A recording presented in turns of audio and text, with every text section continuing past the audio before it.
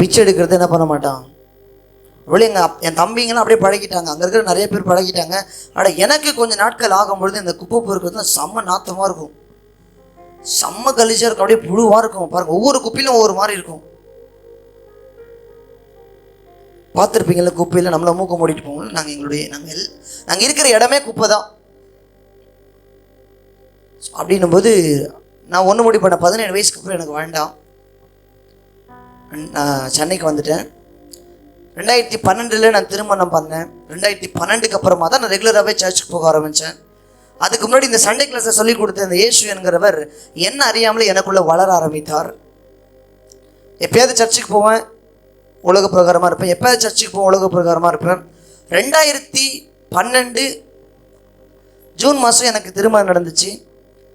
அப்போ தான் நான் ரெகுலராகவே சர்ச்சுக்கு, அங்கே இருக்க பக்கத்தில் கள்ளக்குறிச்சி பக்கத்தில் ஏபிஎம் எழுப்புதல் ஜெபம்னு ஒரு சர்ச் இருக்குது, அந்த கிராமத்தில் தான் நான் சர்ச்சுக்கு போக ஆரம்பித்தேன். 2013 எங்கள் பாஸ்டர் இந்த விபிஎஸ் நடத்துவாங்க தெரியுமா, விபிஎஸ் வரும்பொழுது நான் நல்லா பாடுவேன். இயேசு மேலே அவ்வளோலாம் பக்தி இல்லை, ஆனால் கொஞ்சம் பாடுவன்றதால எங்கள் பாஸ்டர் என்னை நம்பி ஒரு சண்டே கிளாஸ் ஊழியம் செய்கிறியா தம்பி, கிராமத்தில் பிள்ளைகளுக்கு சண்டே கிளாஸ் எடுக்கணும்னு சொல்லி என்னை நம்பி கொடுத்தாங்க. நான் நினைக்கிறேன் அது எங்கள் பாஸ்டர் நம்பி கொடுக்கல, எங்கள் பாஸ்டருக்குள்ளே இருக்கிற அந்த பாஸ்டர் என்னை நம்பி கொடுத்தார். சில விஷயங்கள் உங்கள் பாஸ்டர் செய்ய சொன்னார்னா நல்லா புரிஞ்சுக்கோங்க, அது இந்த பாஸ்டர் செய்ய சொல்லலை, அந்த பாஸ்டர் செய்ய சொன்னதால் இவர் செய்ய சொல்கிறார். தற்செயலா நான் நினச்சேன், தற்செயலா சண்டே கிளாஸ் ஊழியத்தை என் கையில் கொடுத்துட்டாங்களேன்னு நினச்சேன். ஆனால் தற்செயலாக கொடுக்கல, தரிசனம் இருக்கிறதால தான் கொடுத்தாருன்னு இப்போ தான் எனக்கு புரிஞ்சிச்சு. ஒரு 5-6 கிலோமீட்டர் தள்ளி ஒரு கிராமத்தில் எங்கள் இந்த சண்டே கிளாஸ். நான் ஊரில் என்ன பண்ணியிருந்தேன் அப்படின்னா ஒரு மொபைல் ஷாப் வச்சுருந்தேன். எங்கள் அம்மா என்ன பண்ணாங்க, நான் லவ் மேரேஜ்ன்றதால 21 வயசுலேயே நான் மேரேஜ் பண்ணிட்டேன். எனக்கு எதுவுமே தெரியாது, எந்த வேலையுமே தெரியாது.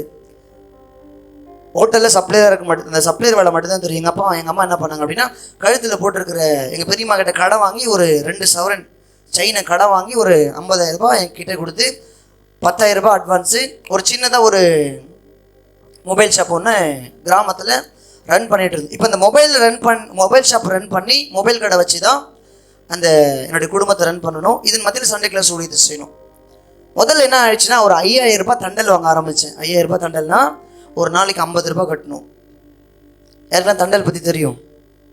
அந்த 5,000 ரூபாய் 10,000 ரூபாய் மாறிச்சு, 10,000 20,000 ரூபாய் மாறிச்சு, 20,000 50,000 ரூபாய் மாறிச்சு, 50 1 மாறிச்சு, 1 1.5 மாறிச்சு, 1 2 மாறிச்சு. இப்போ ஒரு நாளைக்கு 1,800 ரூபாய் கிட்ட என்ன பண்ணி ஆகணும், ஒரு நாளைக்கு 1,800 ரூபாய் கிட்ட கட்டியாகணும். இப்போது 2 மணிக்கு ஒருத்தவங்க வருவான், 12 மணிக்கு ஒரு தண்டல்காரர் வருவான், 3 மணிக்கு ஒரு தண்டல்காரர் வருவான். இப்போ தண்டல்காரனுக்கு பயந்து என்ன பண்ணோம் அப்படின்னா கடையை மூடிட்டு, அவன் வர நேரம் பார்த்து தெரியும் இல்லையா, கரெக்டாக மூடிட்டு, ஏன்னா 2 நாள் நாளைக்கு தரேன்னு சொல்லலாம், அடுத்த நாள் நாளைக்கு தரேன்னா கோவப்பட்டுருவான். அவன் வர நேரம் பார்த்து கடையை மூடிட்டு போய் உக்காந்துருவோம். அவன் எப்படா போவோம், எப்படியும் போகிற டைம் கரெக்டாக சொல்ல முடியாது, இந்த 1 hour. இப்படி அவனுக்கு தண்டல்காரனுக்கு பயந்து கடையை மூடியே கஸ்டமர் எல்லாம் வேறு கடைக்கு போக ஆரம்பித்தாங்க. இப்போ சுத்தமாக லாக் ஆகிட்டேன். ஆனால் அதன் மத்தியில் எனக்கு கொடுக்கப்பட்டிருக்கிற சண்டே கிளாஸ் ஊழியத்தை செய்ய சினிமா பார்க்காதே சின்ன தம்பின்னு சொல்லி பசங்களுக்கு பாட்டு சொல்லி கொடுப்பேன். ஆனால் நான் நல்லா சினிமா பார்த்துட்டு இருப்பேன். இந்த பாட்டு சொல்லிக் கொடுக்கும்போது அந்த பாட்டு அப்படி எனக்குள்ளே பேசி, நீயே ஒரு சினிமா பார்த்துட்டு இருக்கிற, நான் சினிமாவில் பயங்கர பைத்தியம், நீயே சினிமா பார்த்துட்டு இருக்கிற, நீ சினிமா பாட்டு பார்க்காதன்னு பசங்களுக்கு பாட்டு சொல்லிக் கொடுக்குற. நான் சொல்லும் பொழுது அது என்ன மாற்றிச்சு. பொய் சொல்லாதான் நான் மற்றவங்களுக்கு சின்ன பசங்க சொல்லிக் கொடுக்கும்போது நம்ம எவ்வளோ பொய் சொல்கிறோம் நமக்கு தான் தெரியும். நீயே பயங்கரமாக பொய் சொல்லினுக்கிற, நீ பசங்கள்ட்ட பொய் சொல்லாதன்னு சொல்லி கொடுக்குறேன். அந்த வசனம் என்ன மாற்ற ஆரம்பிச்சிச்சு. இப்போ அந்த பசங்க மேலே ஒரு பயங்கர பாரம். இப்போ ஞாயிற்றுக்கிழமை மட்டும் நான் போக மாட்டேன், இன்னொரு நாள் புதன்கிழமையும் அந்த கிராமத்துக்கு நான் போவேன், கடையை மூடிட்டு போவேன். எப்போல்லாம் டைம் கிடைக்குதோ அந்த பிள்ளைக்கு ஒரு 80 பேர் 100 பேர் அந்த கிராமத்தில் நான் பைக்கில் அந்த கிராமத்துக்குள்ளே போனால் என் பின்னாடியே ஓடி வந்துடுவாங்க. பாலாண்ணா வந்துட்டார் ஓடி வந்துடுவாங்க என் பின்னாடி. அந்தளவுக்கு அந்த பிள்ளைங்க மேலே நானே ஸ்நாக்ஸ் வாங்குவேன், நானே பிள்ளைகளுக்கு கிஃப்ட் வாங்கி கொடுப்பேன், பாஸ்டர்ட்ட எதுவுமே கேட்க மாட்டேன். எப்படியாவது அந்த கிராமத்தில் ஒரு கொஞ்சமாக எனக்கு ஆண்டவர் மேலே ரொம்ப அன்பு அதிகமாச்சு. அந்த சண்டே கிளாஸ் ஊழியத்தை நான் செய்ய ஆரம்பித்தேன். 4 வருஷம் அந்த சண்டே கிளாஸ் ஊழியம் செய்ய ஆரம்பித்து இப்போ டோட்டலாக இந்த கடையை அடுத்தது ரன் பண்ண முடியாத அளவுக்கு நான் லாக் ஆகிட்டேன். என்னோடய கேள்வி எல்லாம் என்னென்னா, ஏசப்பா உங்கள் ஊழியத்துக்கு போய் தானே ஏசப்பா நான் வந்து சண்டே கிளாஸ்லாம் எடுக்கிறதுக்கு போனேன். இப்போ உங்கள் ஊழியத்துக்கு போகிறதால தான் தண்டல் என்னால் கடையில் என்னால் ஒழுங்காக உட்கார முடியல, தண்டல் கட்ட முடியல. இப்போ கடன்காரனாக மாறிட்டேன். கடன்காரனாக இருக்கும்போது ஒருத்தரும் மதிக்கலை, அப்பா மதிக்கலை, அம்மா மதிக்கலை, ஊழியக்காரங்க மதிக்கலை. நல்லா இருக்கும்போது எல்லாரும் மதிப்பாங்க, ஆனால் கடன்காரங்க மாறும்போது ஒருத்தரும் மதிக்க மாட்டாங்க. எத்தனை பேருக்கு புரியுது? எனக்கு சொந்தக்காரங்க மத்தியில் என் பேர் கடன்காரன். இப்போ என்ன பண்ணுறதுன்னு தெரியல. அந்த கடன்காரங்களுக்கு தெரியும் வழி. கடன்காரங்களுக்கு பயந்து போய் சர்ச்சு வாசலில் உட்காந்துப்பேன். அதிகமாக ஜெபிச்சதே கடன்காரங்க வரும்போது போய் ஜெபிக்கிறது தான் அதிக ஜெபம். ஐயோ பதில் சொல்லுமே ஏசப்பா, பதில் சொல்லுமே ஏசப்பா அப்படின்னு. 2016 வருஷம் கடனில் ரொம்ப லாக் ஆகிட்டேன். சமாளிக்க முடியாத ஒரு பிரச்சனை. ஏற்கனவே சொன்னோம் இல்லையா, ஆண்டவர் சும்மா ஒருத்தரை ஒரு கையில் ஊழியத்தை கொடுத்துட மாட்டார். அவனை உடைச்சி அவனை உருவாக்கி என்ன பண்ணுவார், அவன் கையில் ஊழியத்தை கொடுப்பார். ஸோ நான் நினைக்கிறேன், ஒருவேளை தற்செயலாக நான் கடன் பிரச்சனையில் லாக் ஆனாலும் அந்த தற்செயலுக்குள்ளே ஒரு தரிசனம் இருந்துச்சுன்னு நான் நம்புகிறேன்.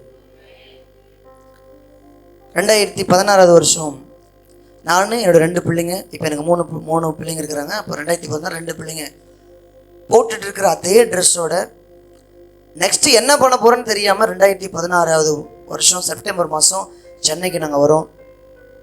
இந்த கடன்காரங்கள்ட்டலாம் ஃபோன் பண்ணி சொல்லிட்டு, சில நேரில் பார்த்து சொல்லிட்டு, இந்த மாதிரி இங்கே ரொம்ப லாக் ஆகிட்டு கடையை நான் க்ளோஸ் பண்ணல, கடையை அப்படியே விட்டு மாதம் வாடகை மட்டும் கொடுத்துறேன்னு சொல்லி அந்த கடை ஓனர்கிட்ட சொல்லிவிட்டு, இப்போ ஒவ்வொரு தண்டல்காரன்ட்டையும் சொல்கிறேன், நான் சென்னைக்கு போகிறேன், கொஞ்ச நாள் வேலை செஞ்சுட்டு உங்கள் கடனெல்லாம் அடைச்சிட்டு மறுபடியும் நான் என்னுடைய கடையை நான் வந்து ஸ்டார்ட் பண்ணிக்கிறேன்னு சொல்லிட்டு நான் சென்னைக்கு வரேன். கோடம்பாக்கத்தில் 2500 ரூபா, 10,000 ரூபா அட்வான்ஸு, 2500 ரூபா. அந்த 10,000 ரூபாவே ஒருத்தவங்கள்ட்ட தண்டல் வாங்கணும், அவங்களுக்கு மாதம் 500 ரூபா வட்டி மட்டும் கொடுக்கணும். அந்த தண்டல் வாங்கி 10,000 ரூபா வீட்டு அட்வான்ஸ் கொடுத்தோம். மாதம் 2500 ரூபா வாடகை. கோடம்பாக்கத்தில் 2500 ரூபான்றது ரொம்ப சின்ன வீடு. இப்போல்லாம் ஒரு 15,000 ரூபா இருந்தால் தான் ஒரு நல்ல வீடு கிடைக்கும். 2500 ரூபான்றது ரொம்ப சின்ன வீடு. அந்த சின்ன வீட்டில் தான் எங்களுடைய சென்னையில் கோடம்பாக்கத்தில் ஹைதராபாத் பிரியாணின்னு ஒன்று இருக்குது. SS ஹைதராபாத் பிரியாணி யாருக்கெல்லாம் தெரியும்? அந்த ஹைதராபாத் பிரியாணியில் தான் சப்ளையராக வேலைக்கு சேர்ந்தால் ஒரு நாளைக்கு சம்பளம் 250 ரூபா. அது டிப்ஸ் எல்லாம் கொஞ்சம் கிடைக்கும். இதை நம்பி தான் வேலைக்கு சேர்ந்தோம். ஏன்னா நான் படித்த படிப்புக்கு ஹோட்டலில் சப்ளையர் வேலை மட்டும்தான் கிடைக்கும், வர எந்த வேலைக்கும் லாக் இல்லை. 2500 ரூபா வீட்டு வாடகை, அப்படியே என்னுடைய வாடகை ஆரம்பித்தோம். எனக்கு ஆண்டவர் மேலே எங்கே ஊழியத்துக்கு போனாலும் நான் நினச்சேன், 2017 வருஷம் ஒரு சபையில் போய் உட்காந்துருக்கும் போது ஆண்டோடைய வார்த்தை வந்துச்சு. என்னென்னா, நீ வந்து நினைக்கிற கடன் பிரச்சனையால் சென்னைக்கு வந்துட்ட அப்படின்னு நினைக்கிற. இல்லை, நீ கடன் பிரச்சனையால் சென்னைக்கு வரலை, உன்னை அழைச்சிட்டு வந்தது நான் தான். நீ எதை இழந்தையோ அதை என்ன பண்ணுவேன், இங்கே சென்னையில் உனக்கு கொடுப்பேன் அப்படின்னு சொல்லி அந்த பாஸ்ட் மூலிமா நிறைய வார்த்தை பேசினாலும், 1 மணி நேரம் பாஸ்ட் பிரசங்கம் பண்ணாலும் ஒரு வார்த்தை இது எனக்கான வார்த்தைன்னு நான் உள்ள சொல்ல தெரியுமா. ஸோ அந்த மாதிரி அந்த ஒரு வார்த்தை மட்டும் எனக்குள்ளே டச் ஆனது. இது உனக்கான வார்த்தை தான் சொல்லி அப்போது எனக்கு ஒரு நம்பிக்கை, இல்லை நான் எதை இழந்தனோ அதை கண்டிப்பாக எனக்கு இங்கே கொடுப்பார் அப்படின்ற ஒரு நம்பிக்கை எனக்கு இருந்துச்சு. ரொம்ப கடன் அதிகமாக ஆரம்பிச்சது. கடன்காரங்களுடைய டார்ச்சர் தாங்க முடியல. கொரோனா வர்றதுக்கு முன்னாடியே முகத்தில் கர்ச்சீப்பு கட்டிட்டு கடன்காரங்களுக்கு பயந்து சுற்றின நாட்கள். இப்போ நான் ஊழிய செய்கிற பக்கத்தில் ஒரு 10 ரூபா கீழே கிடந்தா என் பிள்ளைக்கு பிஸ்கெட் வாங்கி கொடுக்கலாமேன்னு சொல்லி 10 ரூபா தெரு அலைவேன். ஒரு 10 ரூபா கீழே கிடக்காதான்னு சொல்லி 10 ரூபா என்ன பண்ணது, என் பிள்ளைங்களாம் பா எனக்கு பிஸ்கெட் வாங்கி கொடுப்பான்னு ஆசையாக ஓடி வந்து கேட்கும். 10 ரூபாய்க்கு காசு இருக்காது, என்ன பண்ணுறதுன்னு தெரியாது. காசு இல்லைனா வீட்டில் சண்டை வந்துடும். எனக்கு என் ஒய்ஃபும் அடிக்கடி சண்டை, ரொம்ப பிரச்சனை. எனக்கு காசு இல்லை, லாக் ஆகிட்டேன், கடன்காரன் ஆகிட்டேன். சொல்லுவாங்க இல்லையா, கல்யாணம் பண்ணும்போது 2 கையை பிடிச்சி உன்னுடைய கஷ்டத்துலேயும் நஷ்டத்துலேயும் இன்பத்துலேயும் வாழ்விலையும் தாழ்விலையும் நான் கடைசி வரைக்கும் கூடவே இருப்பேன்னு சொல்லுவாங்க தெரியுமா. அது மாதிரி ஒரு பொய் வேறு எதுவுமே இல்லை. அந்த பொய் சொல்கிறதே பாஸ்டர் தான். ஐயா நல்லா இருக்கும்போது எல்லாருமே கூட இருப்பாங்க, ஆனால் ஒரு பிரச்சனை வரும்போது நான் கூட இருக்கிறேன்னு சொன்னவங்களே இருக்க மாட்டாங்க. ஆனால் எனக்கு தெரியும், யார் இருந்தாலும் இல்லைனாலும் அவர் இருப்பார்.